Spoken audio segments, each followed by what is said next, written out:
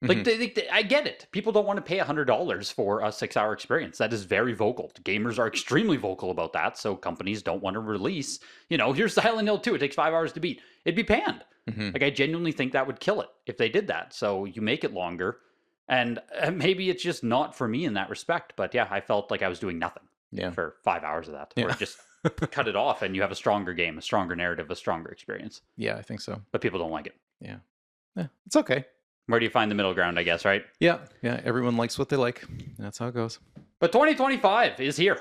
This is, what, are we recording on the first? Second? Second. The second. The second of 2025. So we got to do the 2024 recap video. Talk about some of our best purchases, worst purchases, any regrets we have from 2024 collecting.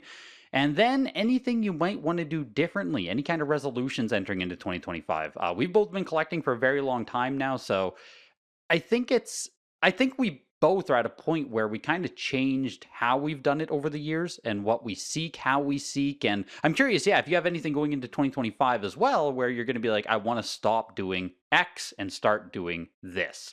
But first, start off with our best purchases of 2024, the ones where we're most excited about, paid the best price, whatever it is. And I'll let you start here. Okay. Well, I got a piece of artwork here that I picked up when I was in LA. Okay. There was a gallery show of this artist's work for a specific video game, which is pretty rare. I think I haven't really seen many of that thing happening.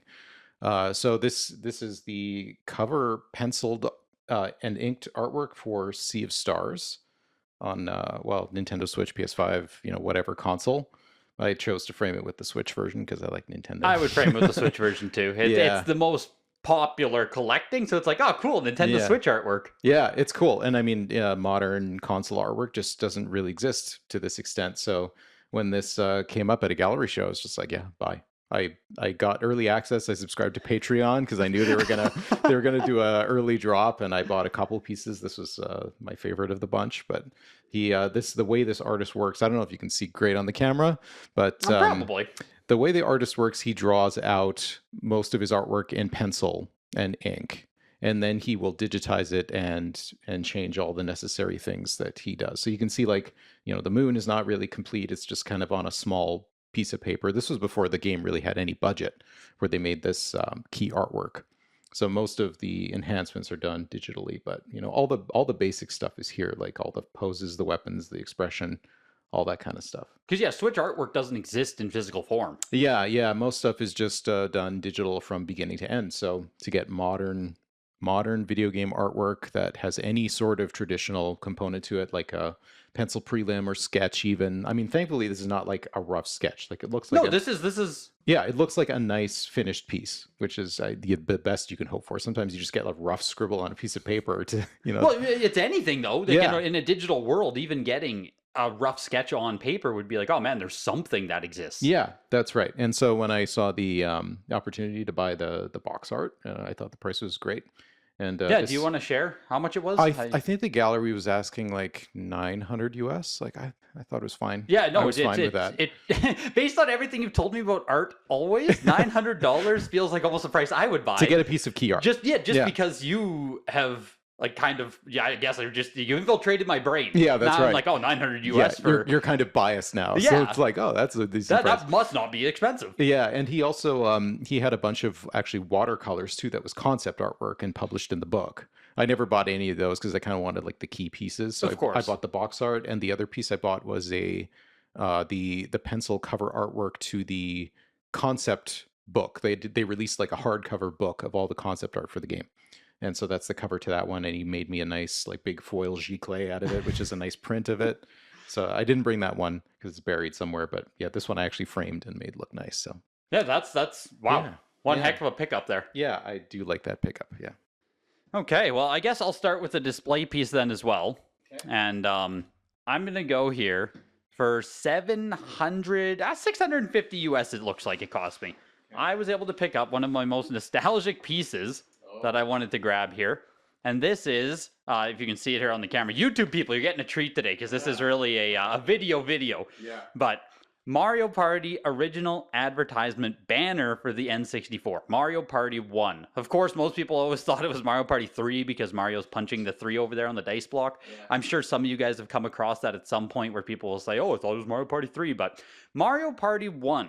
And what's interesting about this is a obviously launch advertisement, and it has that frantic 4-player fun up there in the middle of the banner there. Nice. And that is on the first print boxes of Mario Party 1 as well, and was removed on subsequent printing. So Mario Party 1 doesn't have a player's choice release, but it does have a definitive first and second print release of the box. And finding a factory sealed frantic 4-player fun is extremely difficult. Almost every copy that exists, or that comes up for sale at least, is the one with it removed. And now my best guess is they removed it because it makes it seem like it's only a 4-player game. Right. That's my, Yeah. I'm speculating. Yeah. But when you say frantic 4-player fun, hey, we only have 2 kids. Hey, I only have 1 kid. I can't buy Mario Party. Yeah, it's not fun. It's not for me, Yeah. right? Like it's not for me. So this is something I wanted to pick up. In the background, I have the Ocarina of Time one, the Pokemon one. So this will probably be my last banner purchase. Okay. I mean, Yeah. it's maybe. Yeah. I should say the condition is really nice. Yes, Like, it came from another collector. Okay. Toy Twizzer, maybe? Or I wish I knew his name now. I bought it months ago. But okay. another collector on Instagram was Yeah. selling it. And then my US middleman, Monty, hit me up. He's like, hey, do you want me to grab this for you? Because he knew I love Mario Party. And I was like, try offering him less. And he was like, no, I'm not. Like, he stayed firm on price. And I was like, Yeah. And then, we finally agreed on it. So, Yeah, I feel like it's worth it. Like most of the ones you see available are just beat up, and like this is really nice. yeah, that's part of why I went for it. It's Yeah. nice. It's coming from a collector. I know it's not screwed up. I know it's not going to be damaged. And Yeah. And Quite- it's actually incredible to look at the printing quality because this early like CG artwork that they used is so low resolution. It's like so pixelated on this gigantic banner. Like it looks fine on the box. yes, But when they blow it up to this I size, like, agree. oh man, this is really low res. But from a distance, you never know. yeah. It's only once you get right up. Yeah. And the title is great. Like all the title stuff, it's just Mario and this like all janky. I kind of love it though. Yeah, that's getting original advertisements at this point is becoming harder and harder and harder. Not Yeah. to say like, oh, go get them, pump them. Like I don't. It's not about that. It's just you're getting to a point now where even this banner is 25 years old, probably Yeah. more. Yeah. Man, this is like like more than 25 years old. So you just think, okay, it's $1,000 or 1,000 Canadian, sorry, 600, 700 US. I just don't know when you're going to get them cheaper at this point, or how Yeah. their prices come down in the next 5 to 10, 15 years. Yeah. As nostalgia and these pieces are simply put into collections. Yeah. And I think like, when I think about the crazy boom that was COVID, I feel like prices for displays and stuff weren't really that affected. Like they came up really quickly in those years, but the current prices for things really aren't. It's not insane, right? No. I tell you, I paid 700 US. It's like, okay, 5 years ago it was probably 3 or 4. Like Yeah. they weren't free. They were Yeah. still super expensive going up back to 28. Super, you know what I mean? They were Yeah. still pricey. Yeah. Everyone knows that these have value, and everyone's known they have value for like great instilled games. We can say, oh, okay, this just became a trend. This is now they're expensive. Display and advertisement has always been appreciated. Yeah. Yeah. It's those guys who have a room and they want to deck it out with, some cool signage and all that kind of stuff. And you don't have to know anything. It just looks great. I can show that to anyone, and Yeah. it's like, oh, boom. Like it's like the Mario 2 there. Yeah. It's just, boom, there it is. That's Mario 2 original advertisement piece. Yeah. No, nothing else needs to be said. No, it is what it is, and it says everything it needs to say. So I'll let you go again here with another one. Yeah. Okay. So this year has been somewhat of a diversification into comic artwork. So I bought a few. I really love Spider-Man, especially from the '90s, like the symbiote era stuff. It's like, oh, Well, of course, that's kind of our heyday of Yeah. Spider-Man. yeah, for sure. And I'm a huge Maximum Carnage fanatic. So I'm like, when you showed me the banner, I was like, oh, I'm so glad I bought my final banner for Maximum Oh, Carnage. you have one? Yes. Okay, so there we go. I have a Yes. really nice one, Yeah. and it's actually Michael's had a frame that fits these sizes, so Really? I put it in a frame, Really? and it's it's at home, but yeah, it's Do you massive. remember how but- much it cost you? Just like, because you bought yours years ago, I assume. Oh yeah, Just curious if you have a reference point. I think I bought mine in, I want to say 2019 or maybe even 2020.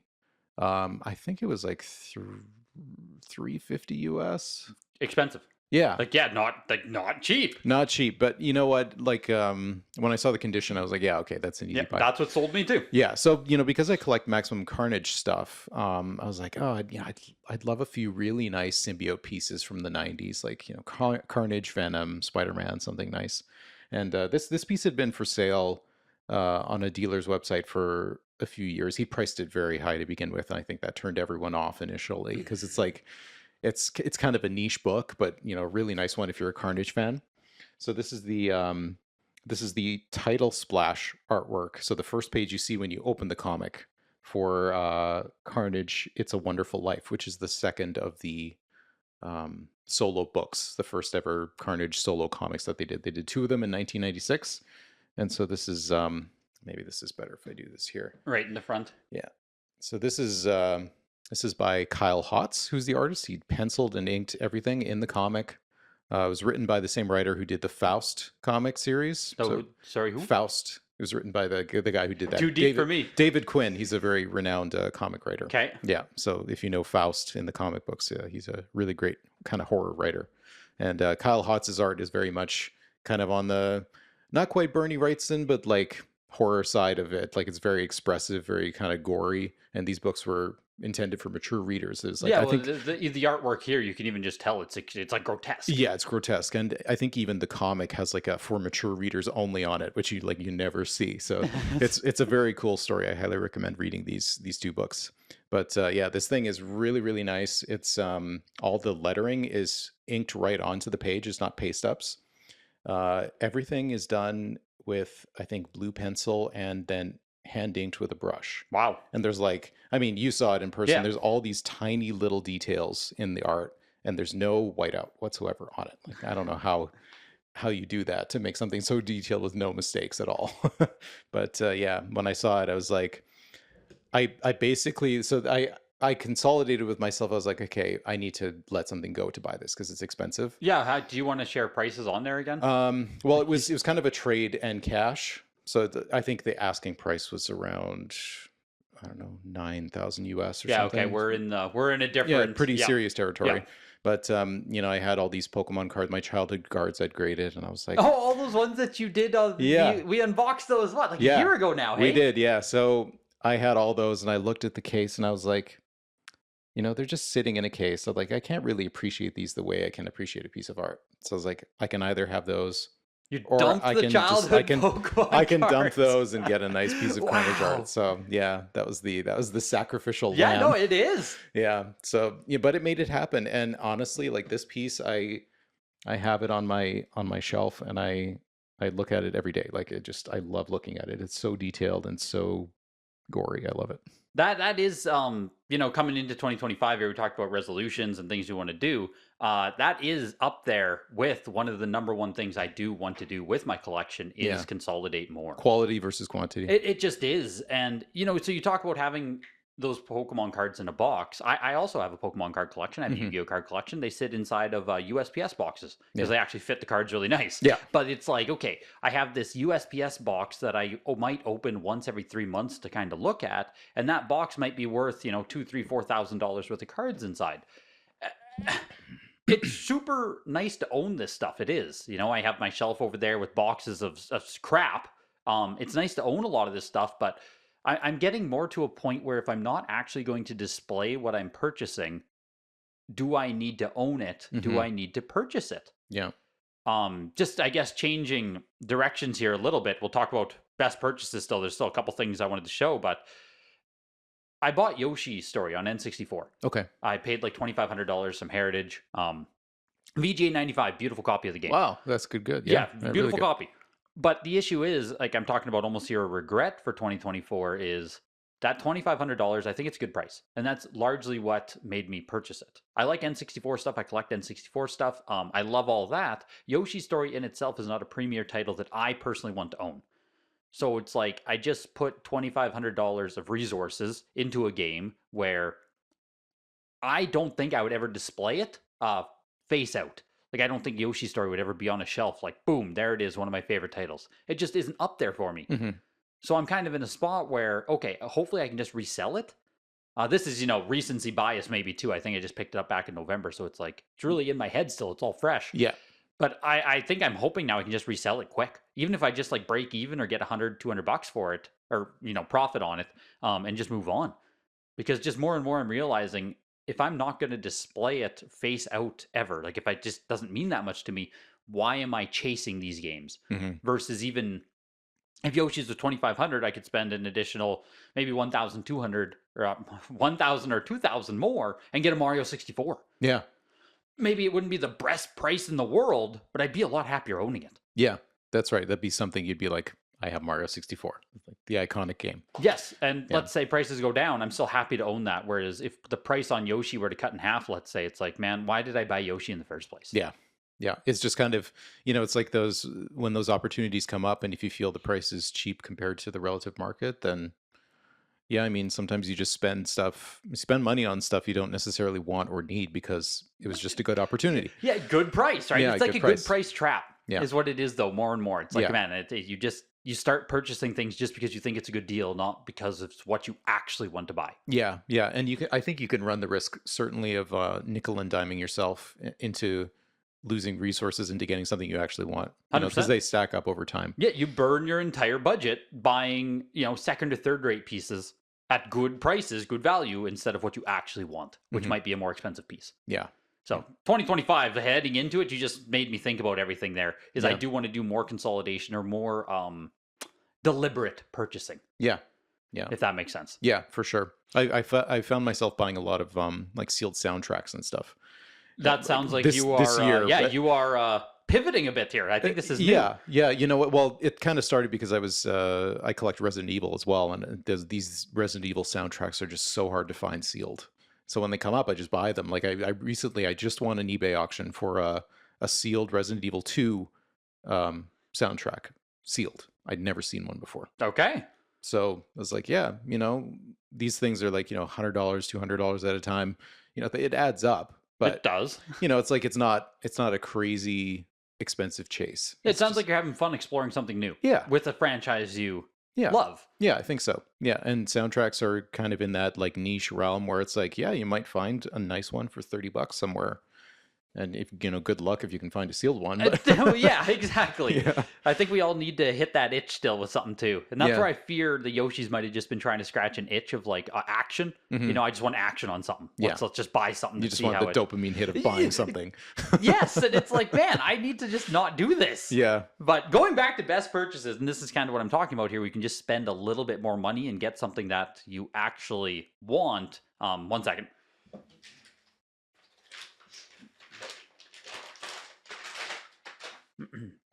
I guess I can just set it up right in the front there. There we go. But a 9.0 A plus factory sealed Super Smash Brothers on N64.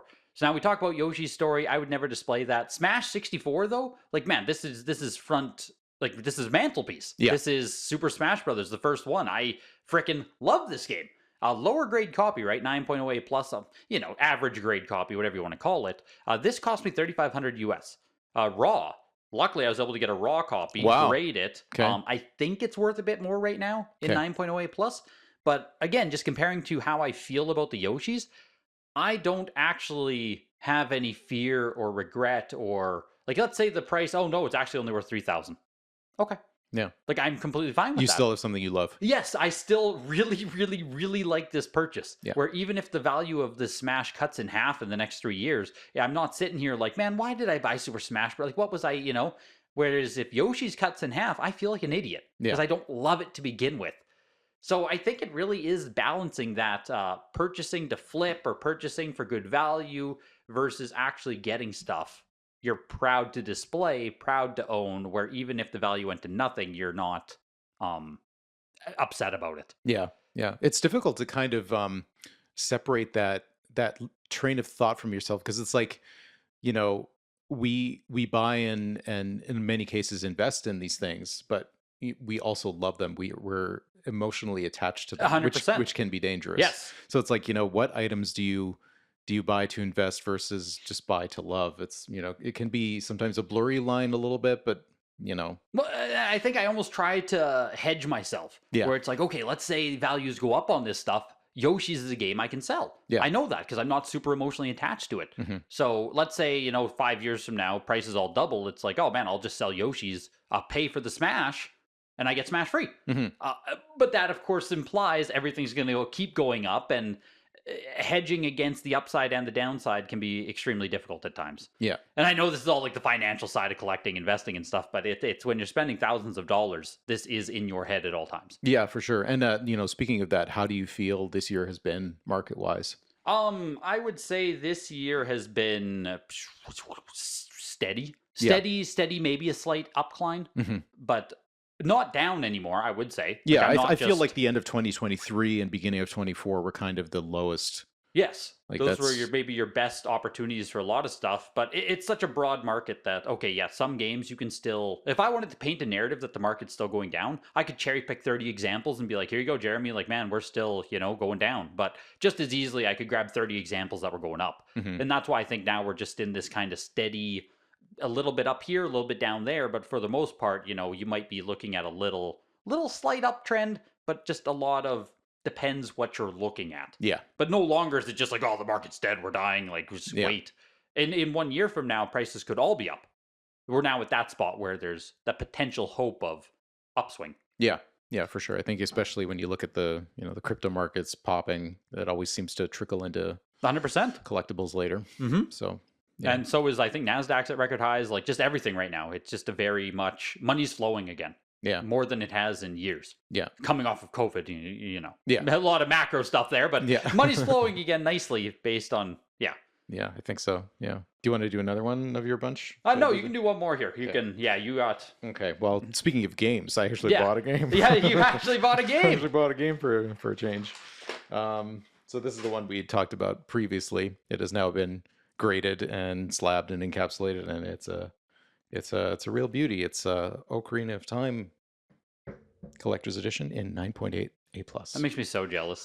Like, I pop my 9.0 Smash on the table, and it's like 2 thumbs at 9.8. Yeah, here, can I? Maybe I can. Oh yeah, we got a sibling here. Put my crap copy beside your nice one there. Well, slightly less crap copy now. Yes, it did upgrade. Thankfully, it used to be an 8.5. Now it's a 9.0. The magic of WATA games, I guess. That's right. Yeah, yeah.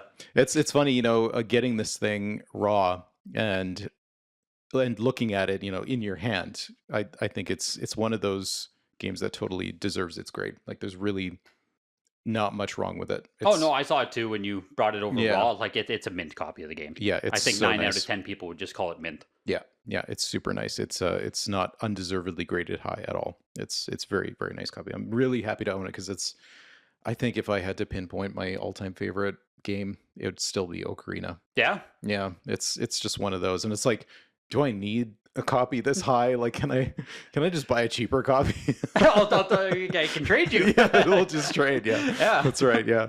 But it's 2024 was a good year for some hunting stuff. That's a mega pickup. Yeah, it was. You got it at a local store, raw. They undervalued it. It's just everything you dream of this stuff. Yeah. This isn't supposed to happen in 2024. Yeah, is the best way to put it. This is like there's not supposed to be new case packs of Ocarina of Time popping up. Sitting at a game store. Yeah. Undervalued. It's just like, what is this shades of 2012 right here? It's insane. Yeah. There was one graded 9.8 A++ as well from the same find, which I'm like, I wish I would have had now. I mean, I can never complain about this because of what I paid for it, but it's like, I don't even know how to value it. That's the problem with it. You still own it at this point. I was gonna say, are you like, what are your plans? It's been months now, I think, since the initial find. Yeah, I mean, I'm just gonna stick it on my shelf, and it's like if something important pops up and I really need to sacrifice something, maybe. Okay. But I have no immediate plans for it. I'm really happy to have it because I appreciated my CIB copy. It's like one of the first things I bought when I was collecting games. Oh, really? It's like I went to a collectible store and I saw a really mint CIB copy of Ocarina of Time, the collector's edition. I was like, man, that's pretty, because I never had that one as a kid. It was always just the regular, flat version of it. But yeah, so it does hold a special place for sure. I'm so jealous. It's just so nice. Yeah, it's very nice. I'm very happy. What do you got next here? A couple more things. One more thing? Two more things. I got one more myself here.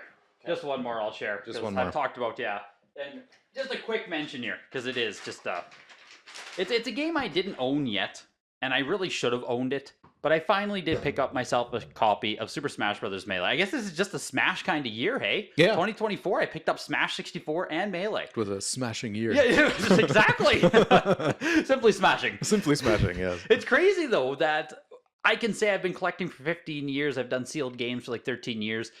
It just really is a showing of how my brain was, or how the hobby was, where interest lied, where I wasn't buying the factory sealed copies of some of the most iconic Nintendo titles. Yeah, they were so plentiful back then. It wasn't seen the same way. I was Yeah. chasing the Cubivores. I was chasing, like, I owned a VGA 90 Go-Go Hyper Grind. Oh man, what a grail. Like, you know, a game I know nothing about, I've never played, I just own it because it's rare. I Yeah. think it's the top VGA copy. I might own the nicest copy in the world. Probably. Go-Go Hyper Grind. Yeah, As dumb as that sounds. Yeah. But, you know, I didn't buy copies of games that I actually frickin' love. Yeah.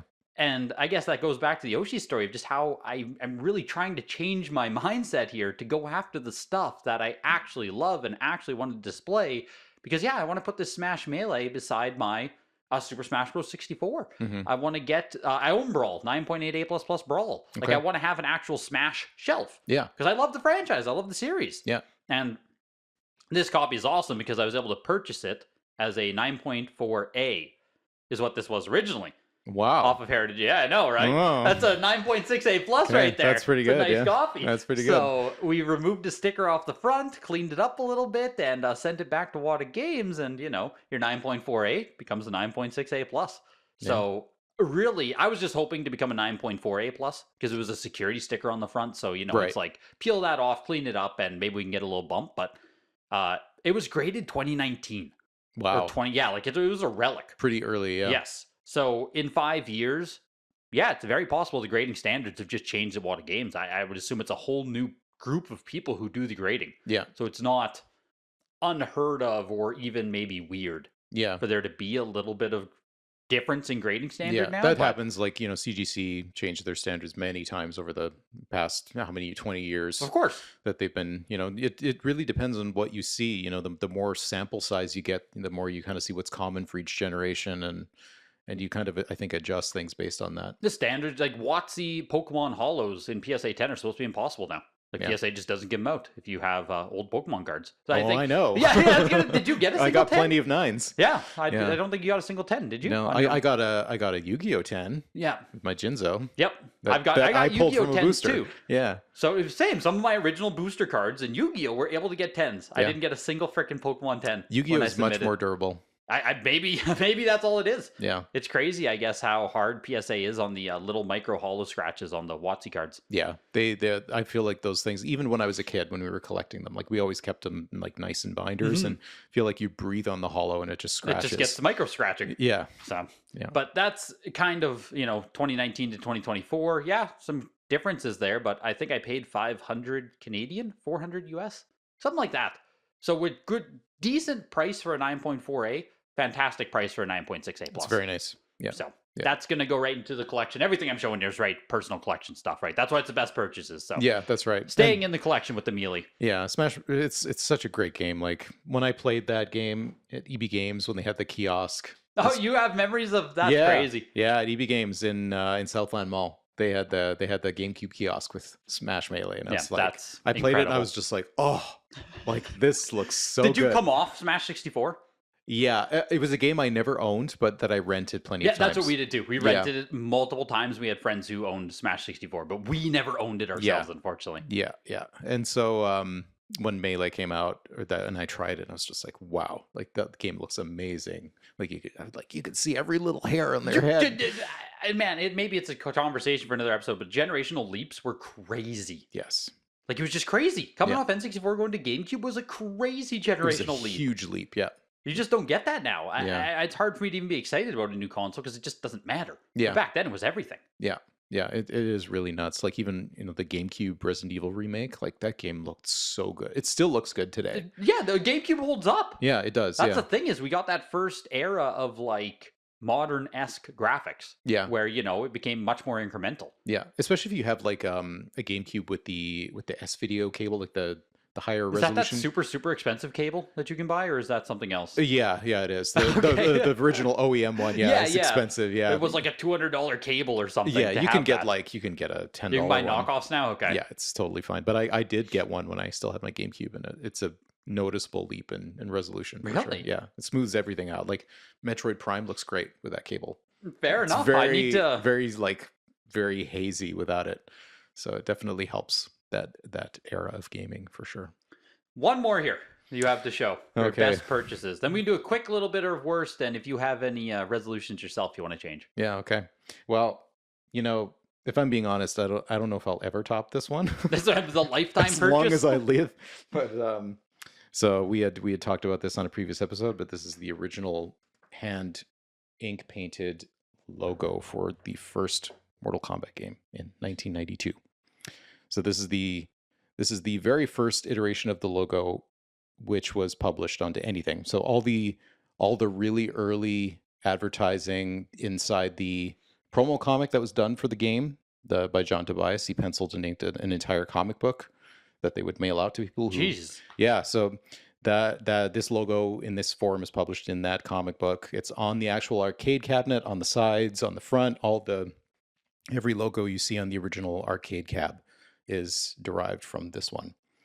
Having it framed now too, like you showed me it when it was, you know, a piece of paper. And Yeah. it's like it's. I don't want to say it's hard to appreciate as a piece of paper, but like in the frame with the gold and the red, it's like, man, that is It pops. It pops so nice. It really now. pops. Yeah. It really has that like Sotheby's look now to it. Yeah, you know? yeah. And I had talked with the artist about, you know, what they did, and because I in the purchase I also got a couple first generation prints of this logo. Okay. So what they did back in the day before scanning technology was a thing was they used these machines called graphic art cameras, and they were huge. They would take like almost an entire room because they were so big. But you would put it was to make like logos and stuff in high resolution, basically, because you can't do it by hand. Like you still see all the ink, all the ink brush strokes and all that on this. But so you feed these things into a graphic arts camera, and it takes a photo of it and creates a kind of master copy transparency, which is just like a blown up version of it. And sometimes they had to like touch them up because there'd be like pinholes in it because of the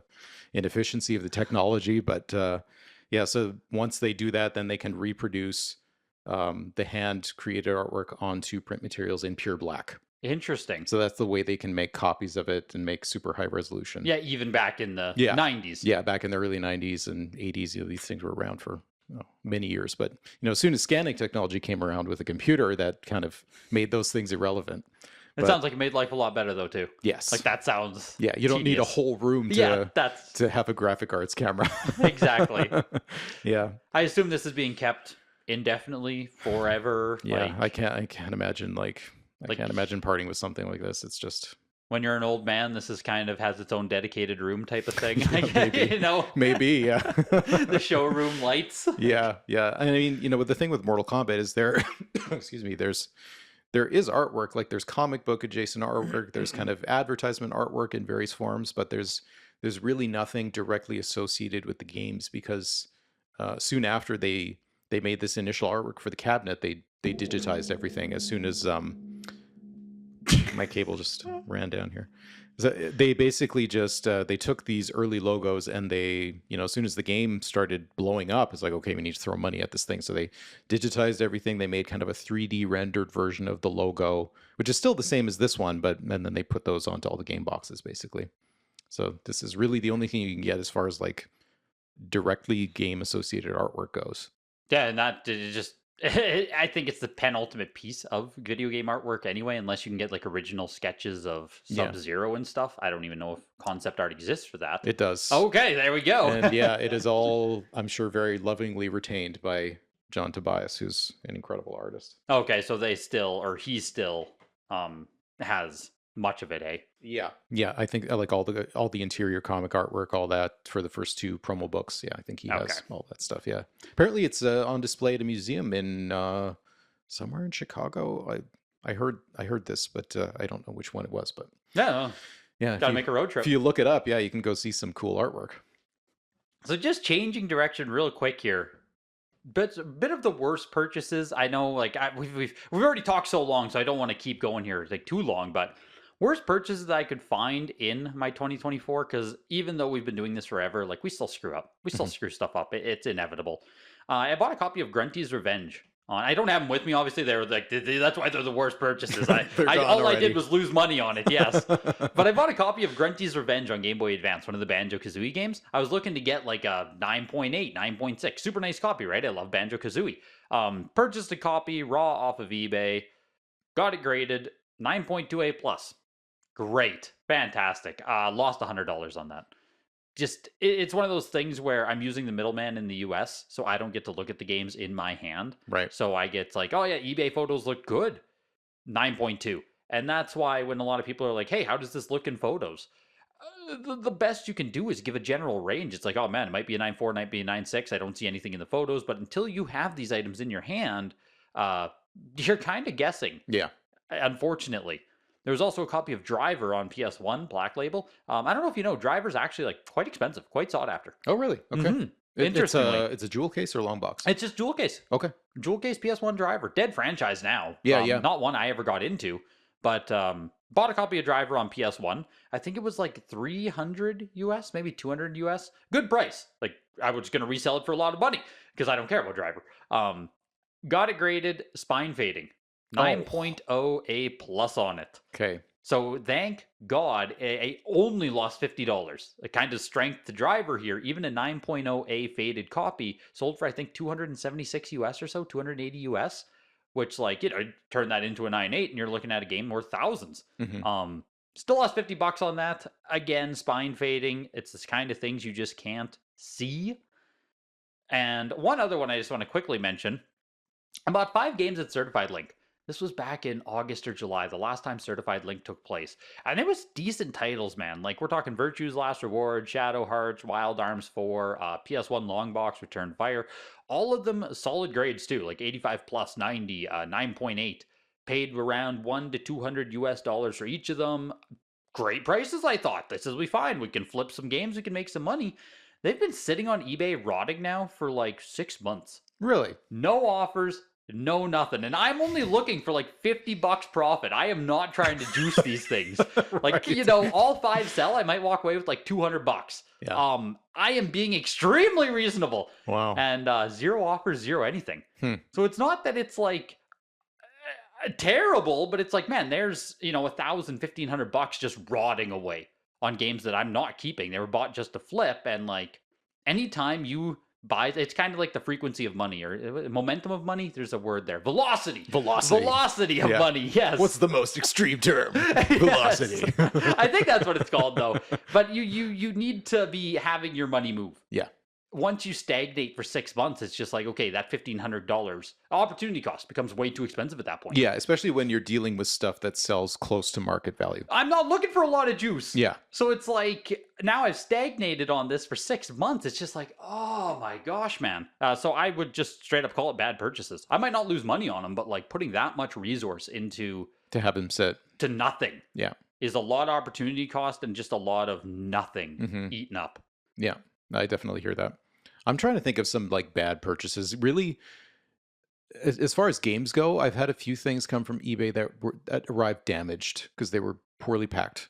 And I mean, it's like you send it back or eBay refunds you, and I think it was because of the global shipping program that both sides got refunded, so that kind of helps things a little bit. Well, at least it erases the mistake. Yeah, for sure. I did buy a piece of artwork from a comic shop. It was a piece of comic artwork, Blade. It was a Blade cover done by the original artist just in pencil, which I was very suspicious about. Usually they're penciled and inked on the same thing. So I was like, oh, maybe the final was, traced on vellum and inked on vellum or something. But we later decided that this was just kind of a of the era recreation from the artist.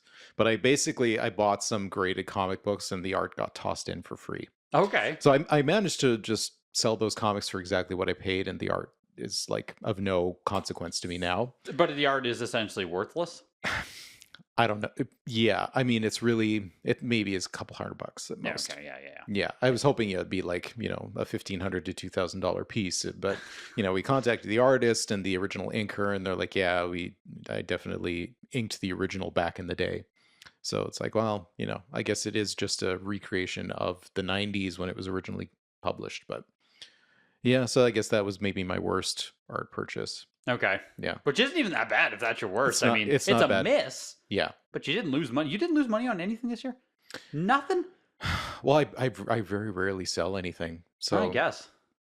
I've done okay in the few things that I've sold, I guess. See, I think that's, again, going back to kind of what I'm saying here with I need to limit or better direct my purchasing Yeah. because I throw so much at the wall Yeah. that, once I stick Hoping something yeah, sticks, yeah, yeah. once I hit, so it's like, okay, I created a 9.8 A plus Kingdom Hearts this year for 300 US. Yeah. That's fantastic. That's Probably great. a $2,000 game. Yeah. But in creating that, I also have the Grunty's Revenge that sucks. Driver sucks. Over there on my shelf, I have copies of like Fable 2 that sucks. Black Ops sucks. Yeah. So you take a whole bunch of -30, -50, and then you hope to hit on like a +1,000. Yeah. It's very non-linear. Yeah. With what I'm doing, and it's much more stressful, I think. Yeah, it's kind of like day trading for game collectors. You just hope to God that you have like something that will erase your losses, but You just need your wins to outweigh the losses, yes. Yeah. And goddamn, there are a lot of losses sometimes. Because Yeah. sometimes just go on a bad streak. well, it's a crapshoot. I mean, you can see photos and